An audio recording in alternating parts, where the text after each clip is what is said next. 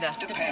Така, за да си обезопасен, за твоето сейфти, това е на английски, трябва да чистиш от себе си, както чисто всичко да спада.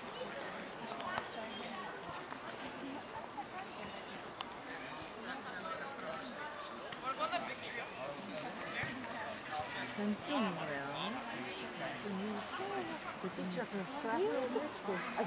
Тук въобще няма мечки. Те ти го казват това, за да не оставиш буклук. Какви мечки са? Мечките са далече.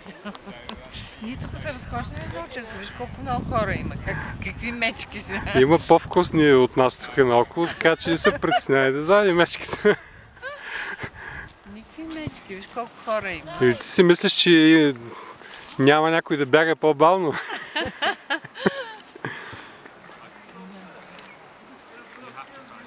Мечките са някъде навътре в гората. Къде са пепещи? Мечките са агресивни през пролетта, когато имат малки. Тогава, нали? Сега есента вече са мързеливи. Къде се къпим? В града, там където сега ще отидем после в града. Там има, извън града, има един басейн с минерална вода. Ама днеска няма да ходим там. Там ще отидем по-нататък. Ще вземем един бански. Ще изгараме там. Ще го видиш и това нещо, но не сега. Друг път.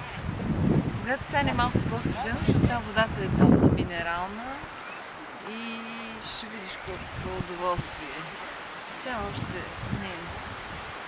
Днес ще се разходим и ще отидем в града да ти покажем там къде.